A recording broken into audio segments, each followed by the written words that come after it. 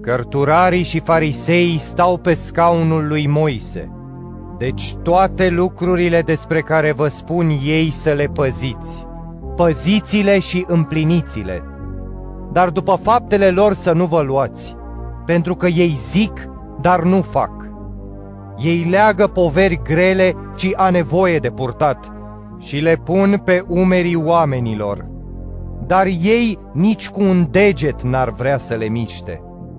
Toate faptele lor le fac ca să fie văzuți de oameni. Astfel își fac filacteriile late și poalele veșmintelor cu ciucuri lungi, umblă după locurile dintâi la ospețe și după scaunele din față în sinagogi. Le place să le facă oamenii plecăciuni prin piețe și să le zică rabi, rabi. Voi să nu vă numiți rabi, fiindcă unul singur este învățătorul vostru, Hristos, și voi toți sunteți frați.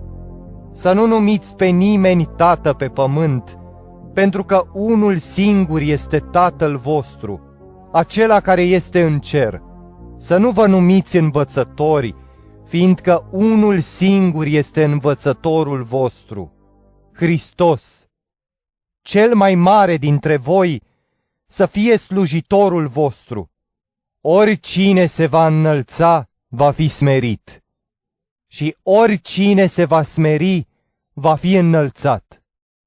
Vai vouă, cărturari și farisei fățarnici, pentru că voi închideți oamenilor împărăția cerului. Nici voi nu intrați în ea și nici pe cei ce vor să intre nu-i lăsați să intre.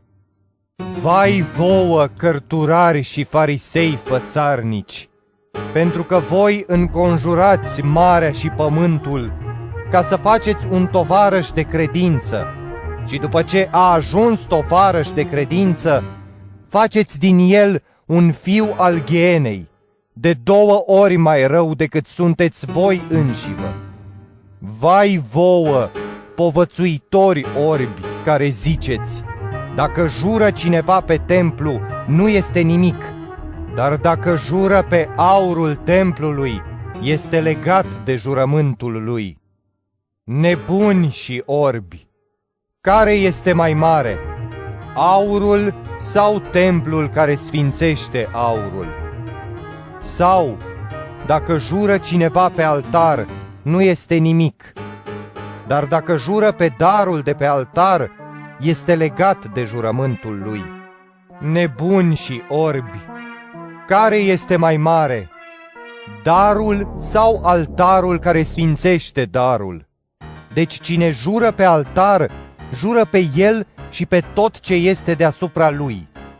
Și cine jură pe templu, jură pe el și pe cel ce locuiește în el. Și cine jură pe cer, jură pe tronul lui Dumnezeu și pe cel ce șade pe el. Vai vouă, cărturari și farisei fățarnici, pentru că voi dați zeciuială din izmă, din mărar și din chimen, și lăsați nefăcute cele mai însemnate lucruri din lege: dreptatea, mila și credincioșia. Pe acestea trebuia să le faceți și pe acelea să nu le lăsați nefăcute. Călăuze oarbe, care strecurați țânțarul și înghițiți cămila!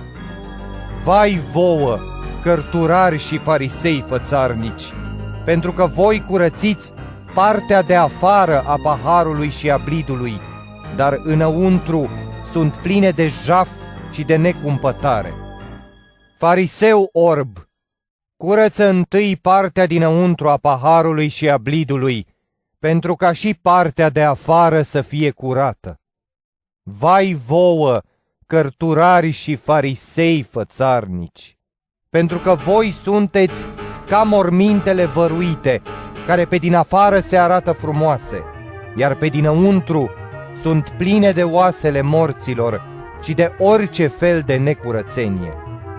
Tot așa și voi, pe din afară, vă arătați drepți oamenilor, dar pe dinăuntru sunteți plini de fățărnicie și de fără de lege.